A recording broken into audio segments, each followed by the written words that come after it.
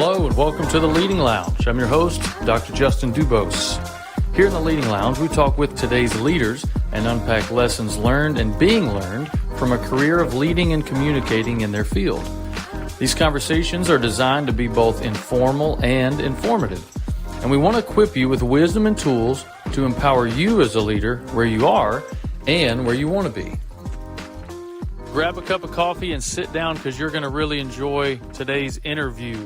We interview our A's, B's, and C's, administrators, bosses, and churches. And today we interviewed a B. We interviewed a boss, Chris Campbell, who owns several companies in the real estate space around Atlanta, Georgia. And my favorite thing about this interview was that we went beyond just leadership and business and management and strategy, and we dove into purpose and meaning and how do you find joy in what you do and how do you lead others to do that. So Chris's story is pretty amazing. He made a switch when he was almost 40, moved from the film industry to starting his own company. And he went from having zero assets to last year having $2.4 million in revenue. He employs over 20 people and full of wisdom, full of insight, full of inspiration. So I know you'll enjoy today's interview. Here it is. All right, everybody. Hey, welcome in to the Leading Lounge. Thanks for joining us. Got a very special guest today. Lots of wisdom, lots of experience, and excited he's here. So Chris, thanks for being willing to give me some of your time and bestow some of your infinite knowledge upon us. Oh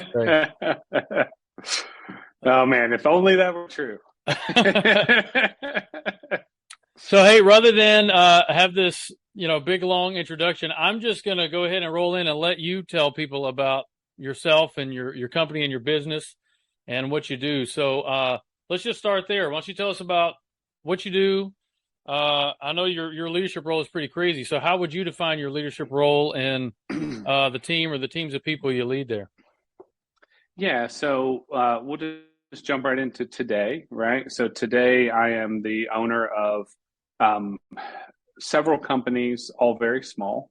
But in total, we have about 20 team members. Half of those are local in the Atlanta, Georgia market. Half of those are overseas, India, Philippines, remote workers. We are in the real estate investment sector. That's what we do. We invest in real estate. Essentially, our biggest goal is we try and help people determine what their freedom number is and to learn about passive income and how can they develop their own passive income to where no matter what it is that they do in life as their day-to-day, as their 5 to 9, that they can invest in the side and passive income to where that eventually supersedes the income that they're bringing in from their day job. And then they can choose to, have more freedom in what exactly it is that they do. Interesting. So, yeah, it sounds like a lot of education in there as well, not just the investing part, not just the business side. Yeah, and the education space is something that we haven't fully moved into yet, but it's definitely like the end goal. Like that's why we got into this in the first place. I was 37 years old when I learned what passive income was, and it changed my life. I think it's something that's not taught in school, and it's neglected by our current education system, and it's something that really should be taught from my daughter's 9 years old and she already has an entrepreneurial bug. And, we talk about business. She wants to open a lemonade stand. We start doing cost analysis, like how much the lemons cost, how much the sugar cost, how much we will rent her the driveway for her to operate her lemonade stand. And then how much she can charge per cup so that she can understand that the work that goes in and how much money she'll be able to take home. So that if she ever wanted to employ other kids in the neighborhood to run her lemonade stand for her, she would know what it actually takes to operate that stand. Not just I'm going to get a bunch of free stuff from my parents, and then I'm going to go sell it for a profit. Yeah. I love it, man. I love it. Yeah. If you can combine the business side and the education side, it's a win for everybody. Well, tell me a little bit more about, so that was kind of leadership from a like an abstract, influence perspective, but tell me a little more about your role. So I know it's pretty broad, and I know just from my conversations with you before, you've got all these different kinds of employees. You've got some that work there in person, some that are office, some that are out in the field.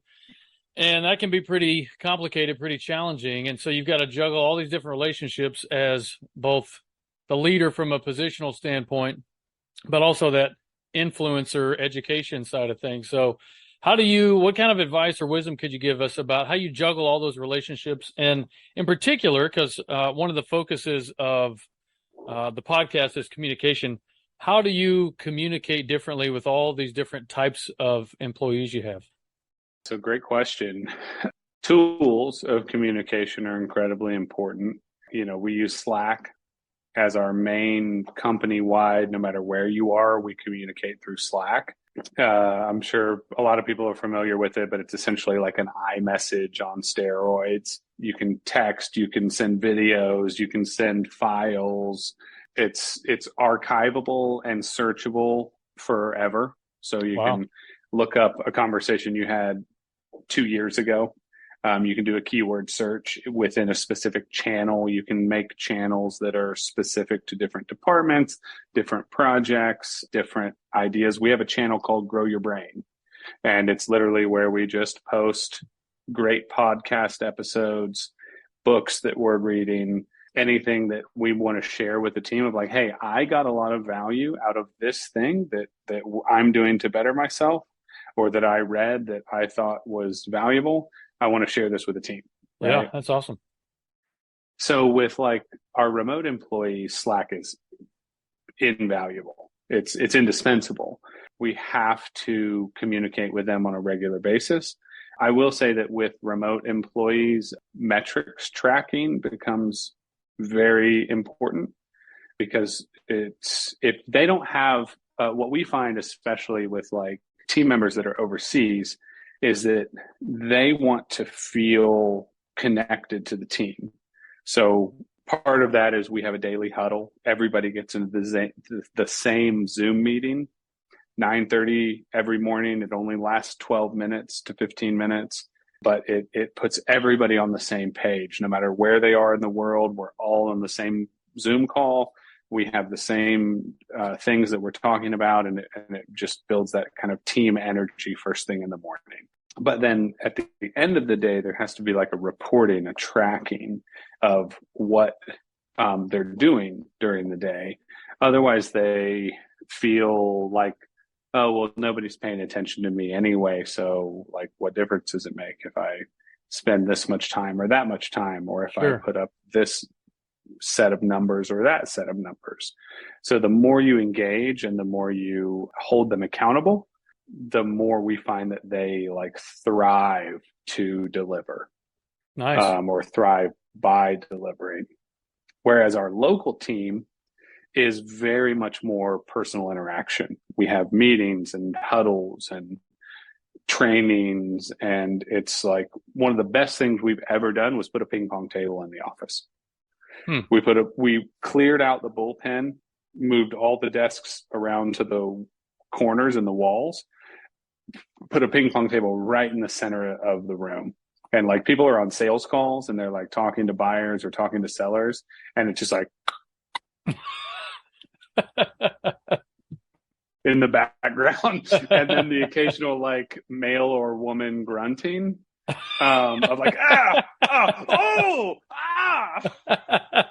and we will often hear somebody say, "Oh, I'm so sorry. There's a really heated ping pong game going on in the background. Let me take you into another room," and they'll pick up their laptop and they'll take their headphones and they'll go into another room.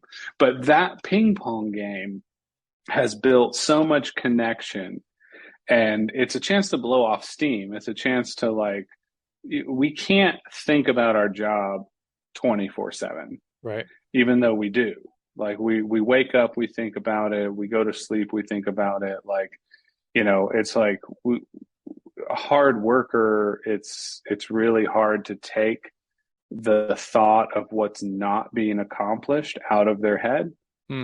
But ping pong, basketball, it can be a video, it can be an arcade game. Like, it doesn't matter, like some fun release. We're actually in the process of building a meditation room where we have like Interesting. an inversion table and a meditation chair and like a quiet, dark space where people can go escape the chaos of the day to day Mm. and like zone out, focus, maybe like be alone with God for a few minutes, realign their day, realign their focus, or energy, or like if they're, if something they just had really bad news on a call, they just lost a deal, whatever, right? Go into the meditation room, spend 20 minutes, focus on like the things that are important to you, and then just reevaluate and come back out and have a refreshed mindset, a refreshed perspective, get ready to come back out and like, retake the day. We have an inversion table that's already at the office. We have like a pull-up bar and some rubber bands and stuff. And like, Yeah. we try to encourage people to like, hey, we're in an office all day. Stretch and flex. And we do yoga every morning at 10 a.m. Nice. So we do the whole team. Everybody comes in the bullpen around the ping pong table. And we do, a 15-minute yoga session. We stretch and we breathe, and then we go back and, face our day. Yeah. That's awesome. Do you find that, like the ping pong table, for example, not only does it serve as sort of a pressure release valve or something, but does it do anything to facilitate relationships too amongst your employees? It 100% facilitates a very competitive spirit in the office, which in sales is good. No, there are some heated games, and even the people that like aren't good at ping pong are now good at ping pong. Yeah. Because like they have to get good in order to stay on the table. And it's like, yeah, no, it's like everybody's loving and kind and has fun while doing it. There's no ego or, chauvinism. It's very much it's a very fun loving, but very competitive. Like, there's one guy in the office that none of us can beat, Connor. He's amazing. We hate him. No, we love him. No, he's like one of the youngest people in the office. He's one of the best ping pong players. He's actually one of my favorite people in the world. He's like Forrest Gump on the ping pong table. Oh, he's so good and so hard to beat. But we all like strive to beat him, right? Like, everybody in the office has a common goal to beat Connor. So Connor's amazing ping pong skills are galvanizing the rest of your team in a way that nothing like that could. 100%. That's funny. All that reminded me of, I think it was Peter Drucker, but one of my favorite quotes. In fact, I just mentioned it to a guy I was having lunch with today, but culture eats strategy for breakfast. It was like, you can strategize all you want, but if your workplace culture is not conducive to creativity and collaboration and character building and, pressure relief and all that other stuff you mentioned, all the strategizing is for naught. Well, like my business partner, Elena, she's amazing. And she's like, when we started out, she's like, I want to be the Google of Atlanta real estate. And I was like, what does that even mean? Like Google, like there's like, that's an impossible, like that's not even a thing that can be achieved. But like, we started talking about it and it was like private chef, massage rooms on each floor, as much time off as you want. Like, they built a culture that like is so appealing that there's a line around the building of engineers, of the best, and not just engineers, but of the best engineers that want to work for Google, right? And it's all because of the culture that they built. So let me ask you, just because I'm curious, you mentioned that 12 to 15 minute call or Zoom call at the beginning of each day. Is there some magic formula that made you come up with that? Because that's a pretty specific window. Yeah. So from what we have been taught, and nothing that we do is original. we don't know it. We're idiots. Like, we don't know anything ourselves. We just regurgitate information that smarter people have told us. Mm-hmm. And we found that works. So we're just going to keep doing that. Yeah, no need to reinvent And the every wheel, time, man. yeah, it's like anytime we feel like we're the smartest person in the room, we just change rooms and we just go next door and we find smarter people so that we can feel dumb again. Because like if we ever start feeling smart, we know we're doing something wrong. Yeah. And God will like remind us. Humble yourself before God or circumstances do. 100%. So from what we have, heard from other people or through coaching programs or mentorships or whatever, that longer than 15 minutes for an entire team-wide meeting starts to lose steam, starts to lose interest, and shorter than 10 minutes, you can barely even say hello. Right. So essentially, it has a very strict cadence to it. We open the call, we immediately give praise and shout outs. So we spend at least 5 minutes shouting out team members from the day before or from, and this is everybody's opportunity to shout out anybody for any reason. So we shout out people for like, wow, this person did an amazing job closing this deal, or this person like fought against, a really crappy lender to get that lender to perform and to, close on time. Or this person like one of our guys went to a seller's house and physically helped him move a piano out of the house. Jeez. So that the seller would be ready to actually move forward and like sell his house. Man, above and beyond the Call of Duty, for real. He's missing other sales calls. He's not going on other appointments because he's, that dedicated to going and helping this seller with the need that seller had. Yeah, right? That's fantastic, man. So yeah, we spend a lot of time on team praise and shouting people out and calling people out for the greatness that they're doing, which is service. So we have we have praise, and then we go over what we call our bricks. So a brick is like a daily small activity that leads to huge things. Okay, yeah. So it dates back to the founding of New York versus New Jersey. Both cities were Manhattan, actually, and New Jersey were like, they're being founded around the same time. Okay. And New Jersey has all of the like geographical advantage. It has more land, it has more beach, it's better soil. Like New Jersey, Manhattan's a little bitty strip. It's this little bitty island. Right, yeah. And when the city founders were like, okay, like we need to develop like, first mover advantage. We need to get in there and get like this established. In New Jersey, they were like, let's plan the streets. Let's plan the parks. Let's plan where like everything has to go in the right order. We have to do this before we do that. And let's do this. And let's put this in this particular area. Manhattan was like, tell me how many bricks you did today. Wow. Tell me how many bricks you built today. I like that. And they literally just counted the number of bricks that were laid every day.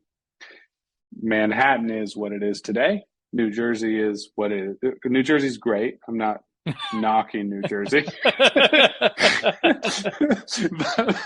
but it's not Manhattan.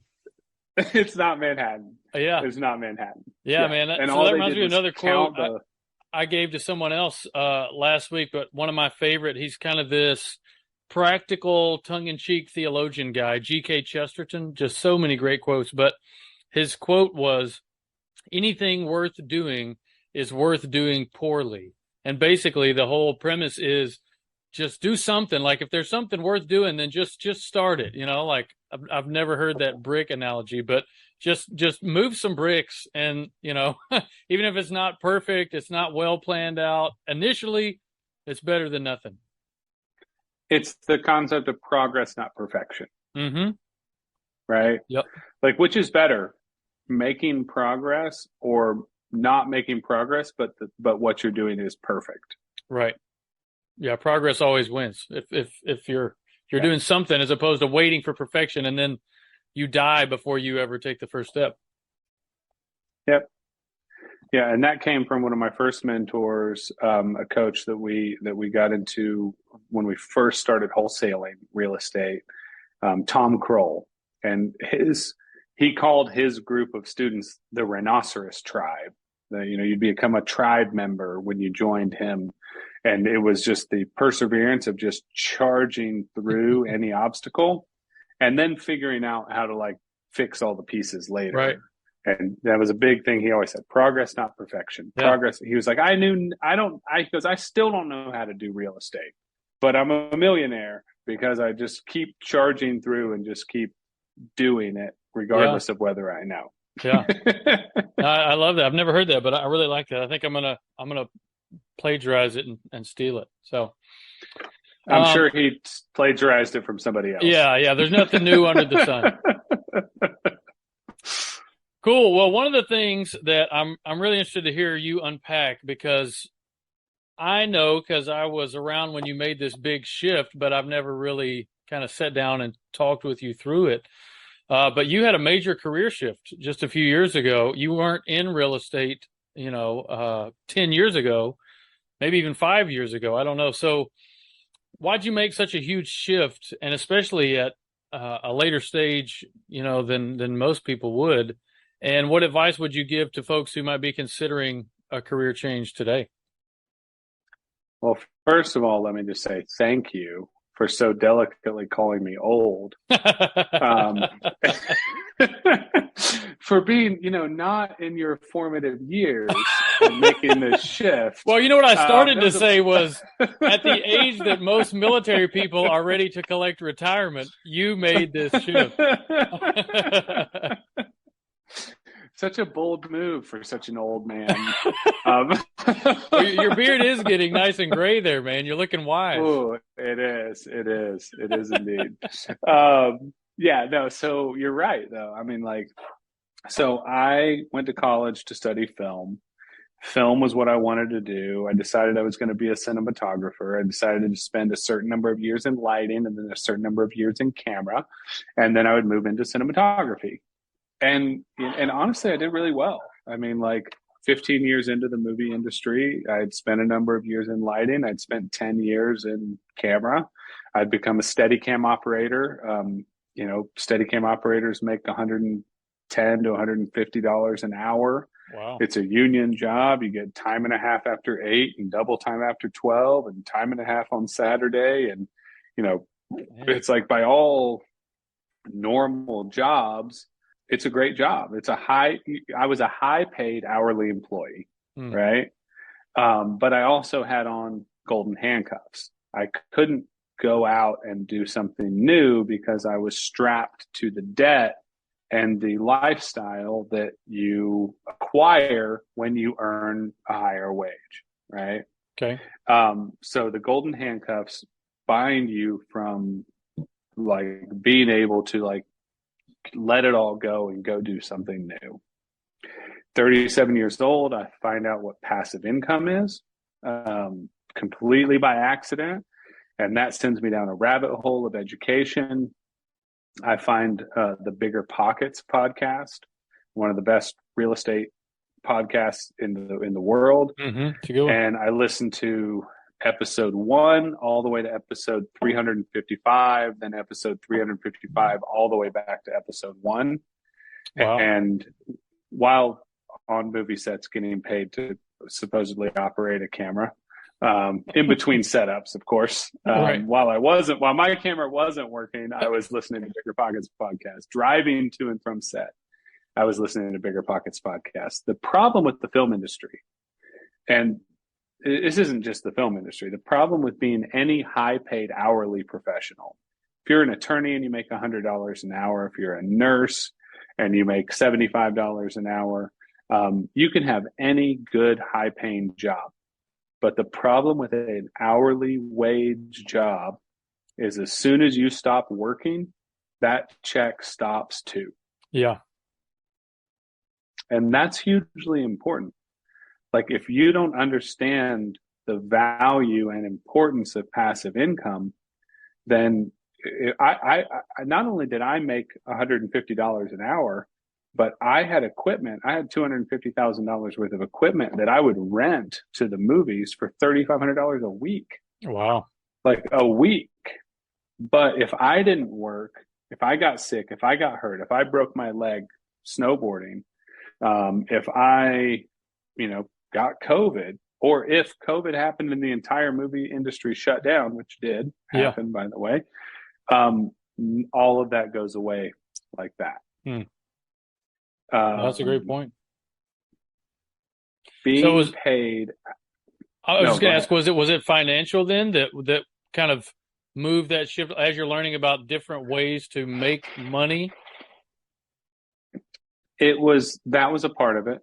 That was a driving factor of but I could build passive income as a camera operator, right? Like I can take that high paid hourly wage and start building a rental portfolio. A lot of people do that. A lot of people love what they do, and they just take the money out of that and they invest it into other revenue streams. The average millionaire has 7 revenue streams. Wow. So you might invest in stocks, you might invest in cryptocurrency, you might have a laundromat, you might have 5 rental properties, you might have a self-storage unit, and then your day job, but the average millionaire has 7 streams of revenue. So interesting. I could do that. I could build auxiliary streams of revenue as a camera operator, but the film industry also is a very class-based system. If you're not a director, an actor, or a producer, you're a second-class citizen.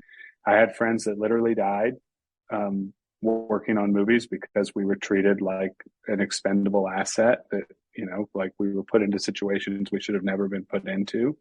I almost died a couple times myself. I was very, very lucky to not lose my life in a couple camera operating moments where it's like they put so much emphasis on you have to get the shot, but it's a movie. It's fodder that's digested and forgotten as soon as the next Netflix preview plays. It's also a very toxic environment. It's not a great environment for family, and it's not a healthy environment. Right.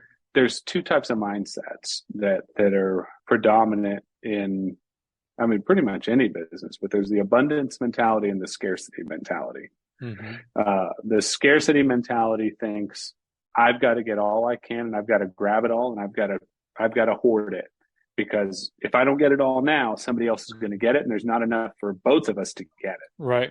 Abundance mentality is there's enough for everybody. So I'll get what I need, and then I'll even give some of what I need away because there'll be more for me to get. Film is very scarcity mentality. Everybody's I'm going to keep you down. Whereas what I found in the real estate community, it's the opposite. It's anybody who's a millionaire and amazing at what they do, all they want to do is teach other people how to do that, how to find that, how to be that. Yeah. So, when I started shifting into, I started dabbling, and then I started doing, and then I started doing more.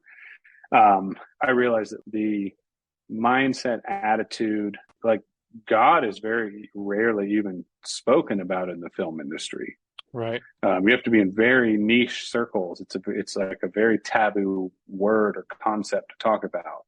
In real estate, I'm in more circles who pray before meetings, who pray during meetings, who, talk about God as being the center of their business. And, if Adonai does not build the house, then the workers work in vain, right? Like Psalms 127.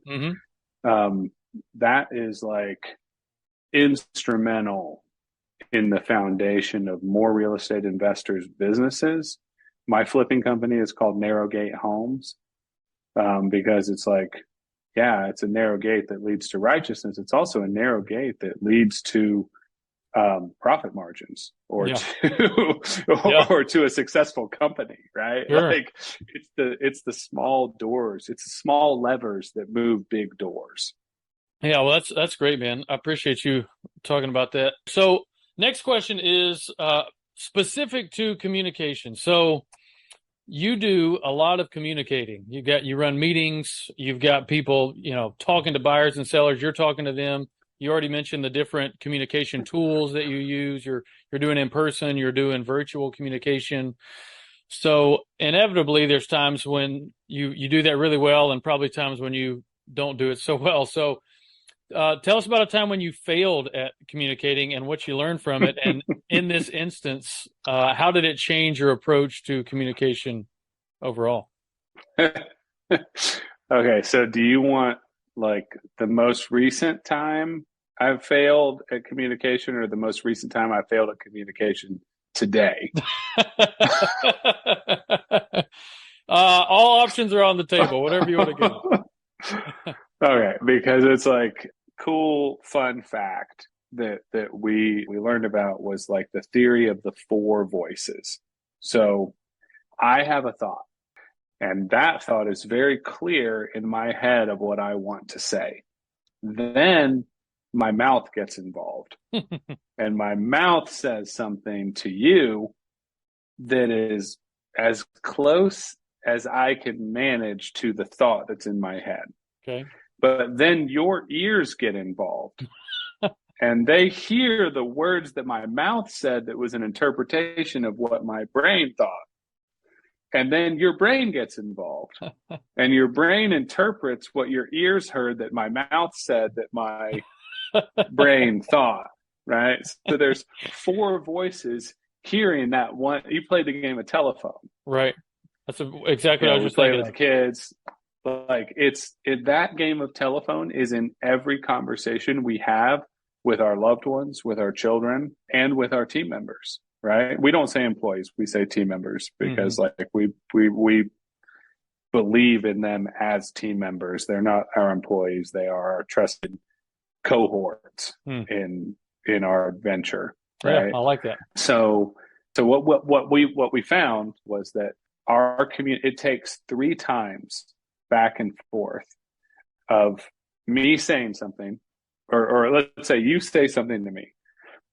Then I say, okay, Justin, what I heard you say was blah, blah, blah, blah, blah. Yeah. And then you're like, what? No, no, how did you hear that? No, what I said was this. And then you re-explain it. And then I'm like, okay, Justin, what I heard you say was, and I say it again. On average, it takes 3 times of that back and forth before there is a 95% or higher retention of intent. Before, like, what you intended is what I heard. Right. So I said, when I first heard that, I was like, wow, so you're saying that we communicate at a 33% effective rate? Yeah, or less. Verbal communication. Mm-hmm. And that's exactly what he said. He said, our coach said, no, because it's not, it's exponential. The first time you say it, it's about a 10% or less. The second time you say it, it gets better. The third time you say it, the percentage goes up, right? So it's not linear. It's repetition drives that in. So I fail to communicate 20 times a day easily.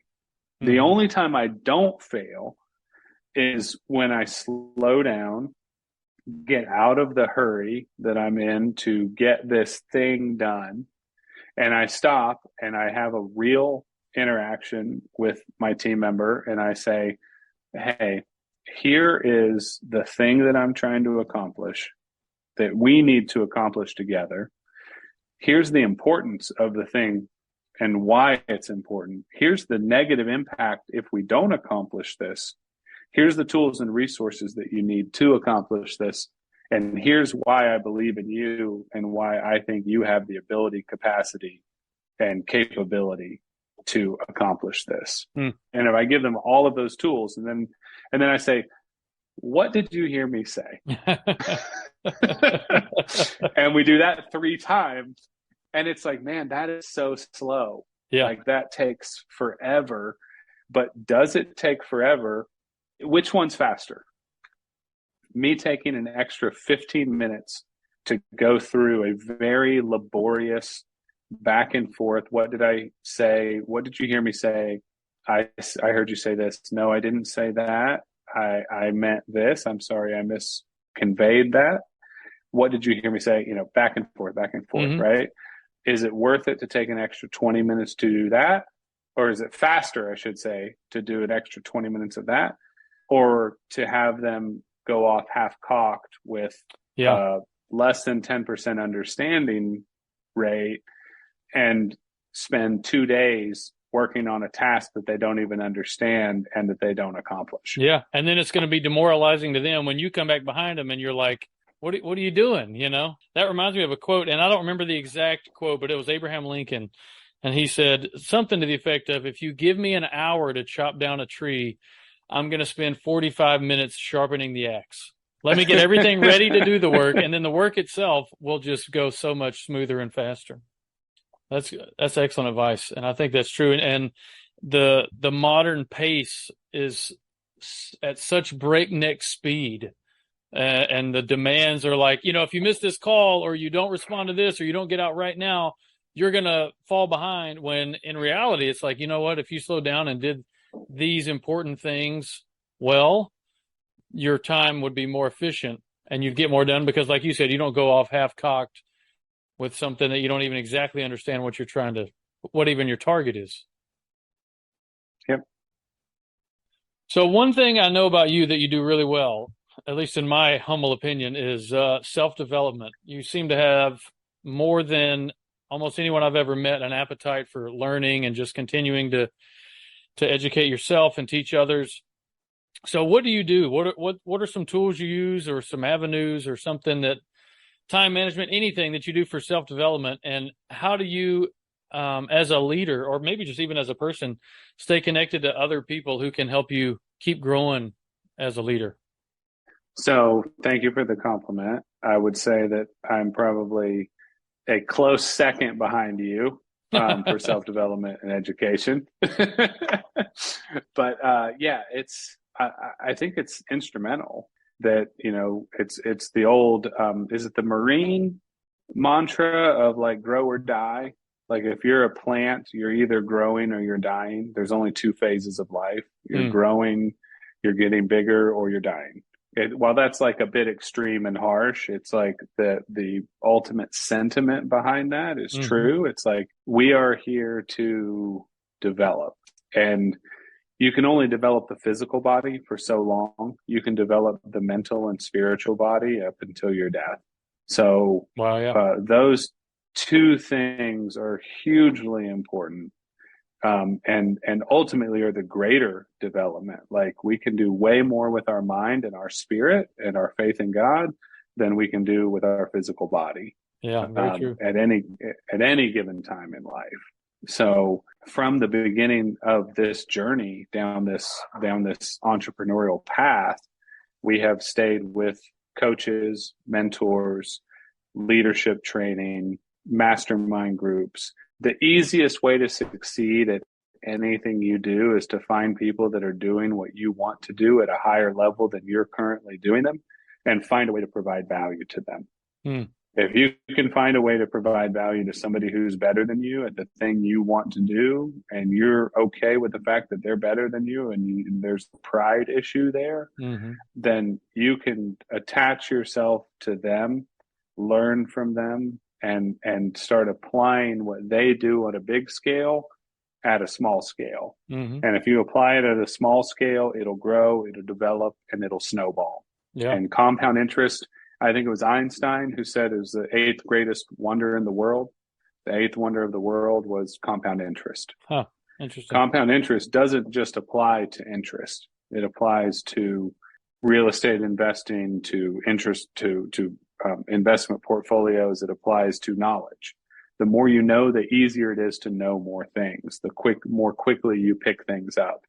I got bored a couple weeks ago, and my nephew, who you know, Jude, who's an amazing, just a bright, shining like star of a human.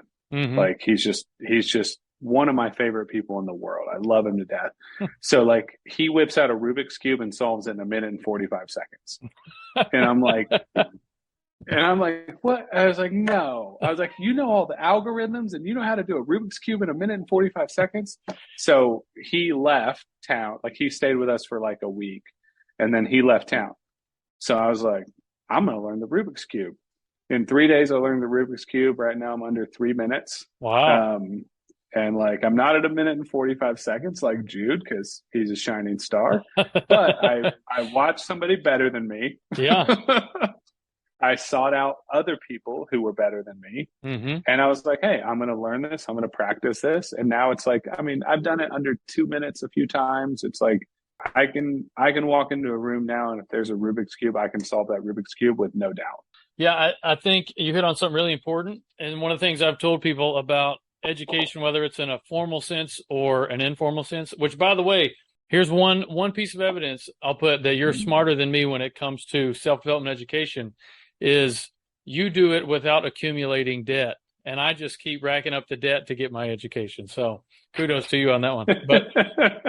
But was a prerequisite to any education is humility. Like you have to go into a room and you're, a grown man running a business, and here's a child, and have the humility to know, hey, I can learn something from this kid. And that's true whether it's in a classroom or finding somebody that, is smarter than you, which in one sense you would think it wouldn't be that hard, but without the humility, you can walk into a room and think, you're the shining star in the room and not learn from someone who could teach you so much. Man, if I walk into a room and I'm the smartest person in that room, I'm in the wrong room. Yeah. All right, I'm gonna leave. I'm gonna leave that room. Yeah. I'm gonna walk down the hall and I'm gonna find a room where there's smarter people than me, so I can learn. So, all right, one of my favorite questions to ask people is, if the present you could visit with the younger you, what advice about leadership would you give yourself? Yeah. So, what's the song that's if I knew now what I thought I knew then, or something? I don't know. There's a country song that's like, I wish I didn't know now what I didn't know then. But I don't know if that's the same one.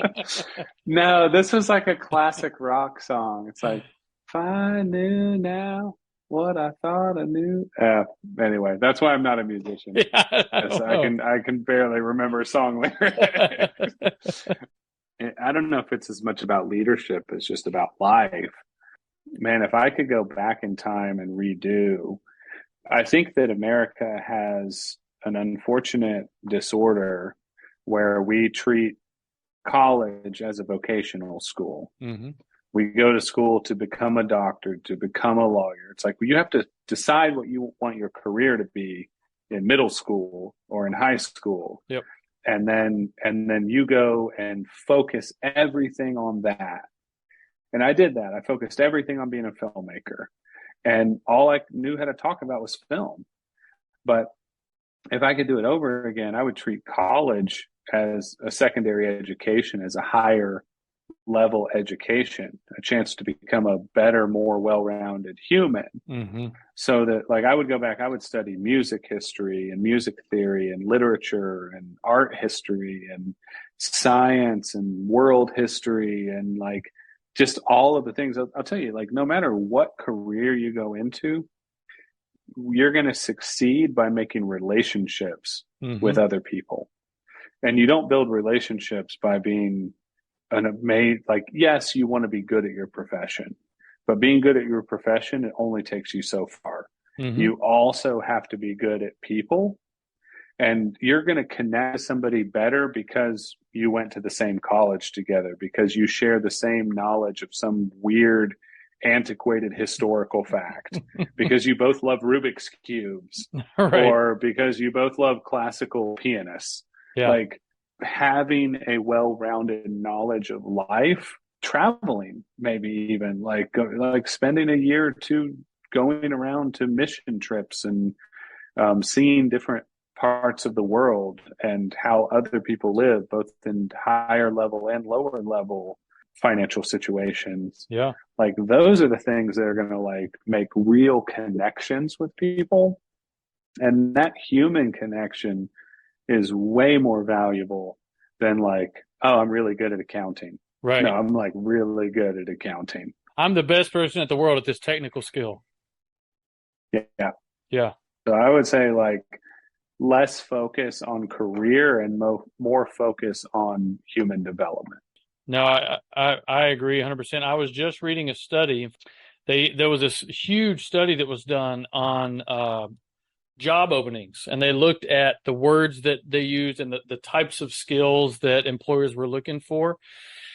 And I forget the percentage, so I'm not even going to try to guess or remember, but it was the vast majority was not hard skills like I'm a great accountant, I'm the best IT guy, in this zip code, I can sell more real estate than anyone else you've ever met. But it was all soft skills. It was durable soft skills like, are you easy to get along with? Are you intuitive? Are you a learner? Are you curious? How do you do when you have to share a space? Do you share toys well with others? All those kinds of things. I find myself telling people that more and more is like, I think you got the technical stuff. Maybe let's make sure we're a decent person. Let's work on the people, the human side of you at this point. Yep. It's the more important side of us, right? The humanity of us is that, right? It's like connecting with people is more important than any skill or trade or craft that we could do. Right. And back to your career change conversation, you find life much more joyful, much more fulfilling, much more, you're happier than if you are just trying to be the best fill in the blank job, you can be. Yep. All right. Last question I've got for you, which is similar, but if you could pass on one lesson to our audience, any lesson, leadership or not, life lesson, what would it be? If I could pass on one life lesson to the audience here today, it would probably be to find the way to give the most service back to the world that simultaneously brings you the most joy. And you don't need to worry about anything else. Like all the success in the world will find you and will gravitate towards you if you do that.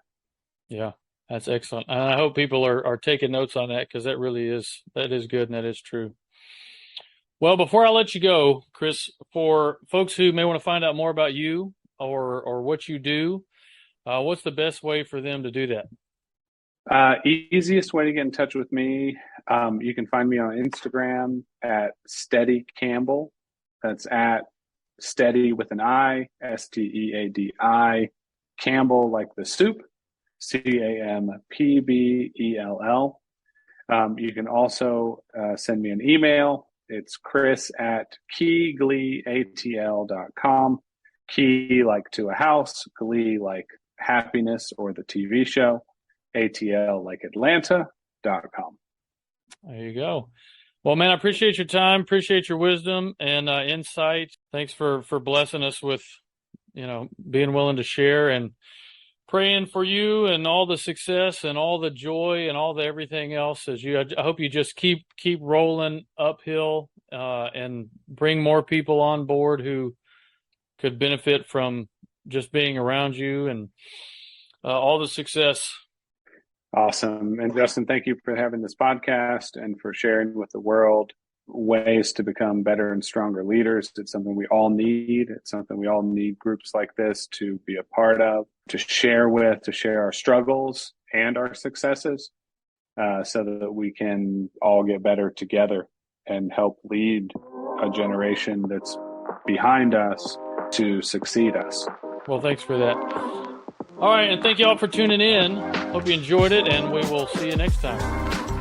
Thanks for joining us today. The Leading Lounge is brought to you by Communicate to Care, where we are building better leaders by building better people. For more information, visit us online at www.communicatetoCare.com. This is your host, Dr. Justin Dubose, and we'll see you next time, right here in the Leading Lounge.